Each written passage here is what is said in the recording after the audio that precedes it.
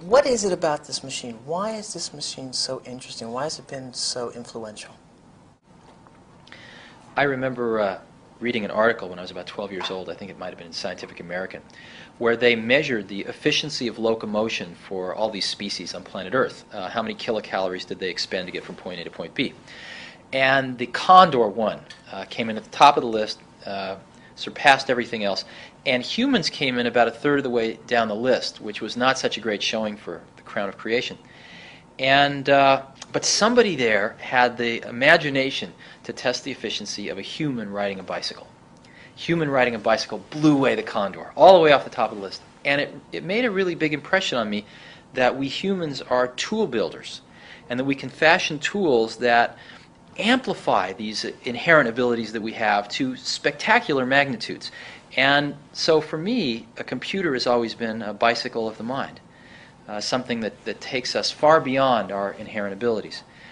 And I think we're just at the early stages of this tool, very early stages. And we've come only a very short distance, and it's still in its formation, but already we've seen enormous changes. I think that's nothing compared to what's coming in the next 100 years. In Program 6, we're going to look at some of the past predictions of why people have been so wrong about the future. And one of the notions is that today's vision of a standalone computer is just as limited as those past visions of it being only a number cruncher. What's the difference philosophically between a network machine and a standalone machine? Let me answer that question in a slightly different way. There have been, if you look at why the majority of people have bought these things so far, there have been two real explosions that have propelled the industry forward. The first one really happened in 1977, and it was the spreadsheet. I remember when Dan Filestra, who ran the company that marketed the first spreadsheet, walked into my office at Apple one day and pulled out this disk from his vest pocket and said, I have this incredible new program. I call it a visual calculator, and it became VisiCalc. And that's what really propelled the Apple II to the success it achieved, more than any other single event. And with the invention of Lotus 123, and I think it was 1982, that's what really propelled the IBM PC to the level of success that it achieved. So that was the first explosion, was the spreadsheet. The second really big explosion in our industry has been desktop publishing. Happened in 1985 with the Macintosh and the LaserWriter printer. And at that point, people could start to do on their desktops things that only typesetters and printers could do prior to that. And that's been a very big revolution in publishing. And those two explosions have been the only two real major revolutions which have caused a lot of people to buy these things and use them. The third one is starting to happen now. And the third one is, let's do for human-to-human communication what spreadsheets did for financial planning and what desktop publishing did for publishing. Let's revolutionize it using these desktop devices. And we're already starting to see the signs of that. As an example, in an organization, we're starting to see that as business conditions change faster and faster with each year, we cannot change our management hierarchical organization very fast relative to the changing business conditions. We can't have somebody working for a new boss every week. We also can't change our geographic organization very fast. Matter of fact, even slower than the management one. We can't be moving people around the country every week. But we can change an electronic organization like that. And what's starting to happen is, as we start to link these computers together with sophisticated networks and great user interfaces, we're starting to be able to create clusters of people working on a common task in literally in 15 minutes worth of setup. And these 15 people can work together extremely efficiently no matter where they are geographically and no matter who they work for hierarchically. And these organizations can live for as long as they're needed and then vanish. And we're finding we can reorganize our companies electronically very rapidly, and that's the only type of organization that can begin to keep pace with the changing business conditions. And I believe that this collaborative model has existed in higher education for a long time, but we're starting to see it applied into the commercial world as well. And this is going to be the third major revolution that these desktop computers provide, is revolutionizing human-to-human communication and group work. We call it interpersonal computing. In the 1980s, we did personal computing. And now we're going to extend that as we network these things to interpersonal computing. Taking the long view now, what was the image of the computer in the mid-1960s or whenever you first saw one? And where are we now? How did the PC enact that change? Right.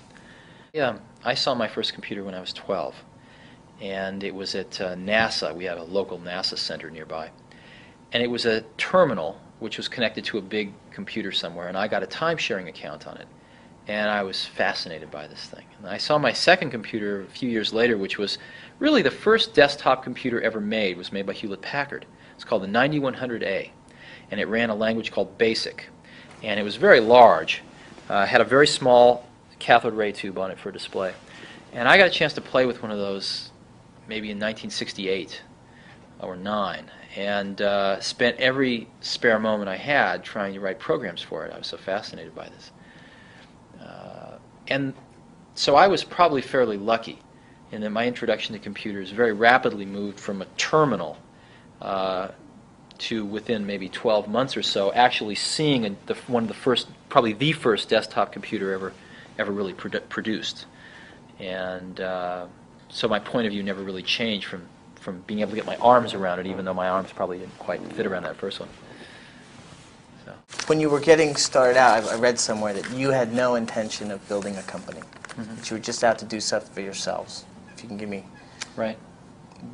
I don't know the question they asked to get that, but... Well, at the time we started Apple, Woz was working for Hewlett-Packard. I was working for Atari, actually for Nolan Bushnell, designing video games. And we went to Atari and showed them our early prototypes, and we went to HP. And we encouraged each company to hire the other one and let us do this for them. And we got turned down in both places, probably for good reasons. But we started a company because it was the only alternative left, not because we wanted to. When did you ever think that this was really going to happen? That this was going to go from just an interesting idea to... Oh, it didn't take very long. It happened for me when I saw people that could never possibly design a computer, could never possibly build a hardware kit, could never possibly assemble their own keyboards and monitors, could never even write their own software using these things. Then you knew something very big was going to happen. When we got into that stage where we were high enough on the food chain, if you will, that a lot of people could use these things, and they were really liking it. What's the goal of the next factory? Why is it so automated? Why is that necessary?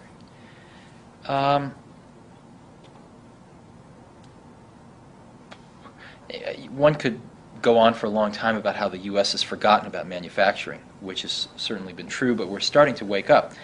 And what we're finding is that time to market is very important, and quality is very important.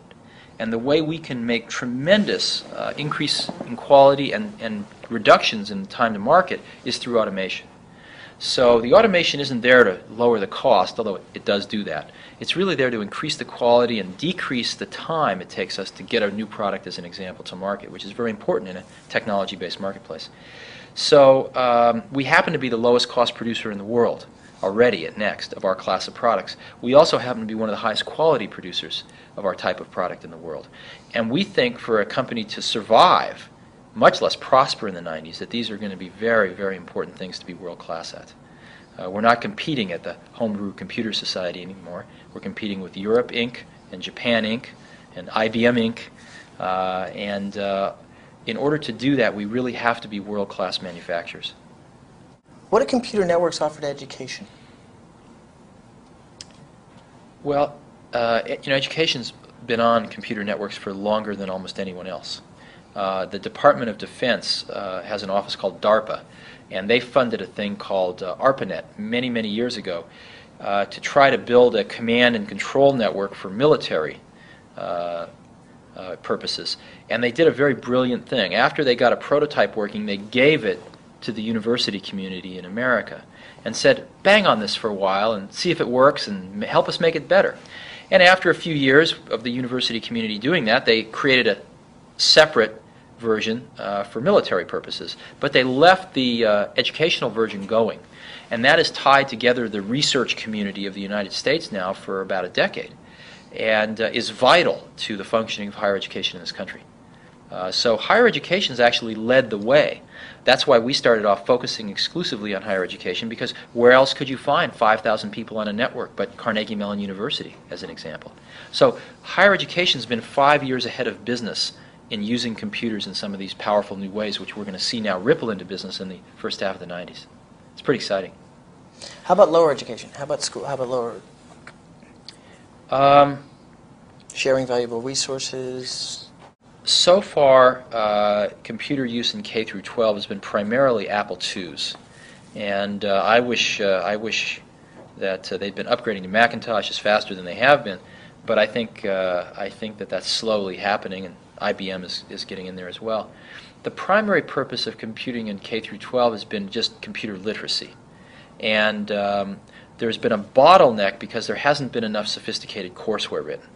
And that's a problem for our society in general, amongst all the other problems with our K through 12 education system. One could talk about that for a few days. Easily. So, Easily.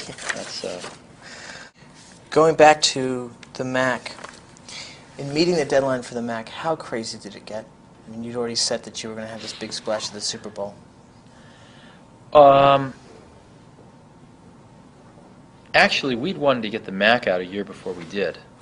So we had internal deadlines that we were not able to meet. But by the time we bought the spots for the Super Bowl and things like that, I mean, it was basically in the bag. It's not that we didn't work 24 hours a day for the last 6 months to get it out, but we were on the bomb run at that time. I love this I don't want to call it a gesture, this thing that you did, which is have everybody sign the cases. That was great. Why did you do that? Because the people that worked on it consider themselves, and I certainly consider them, artists.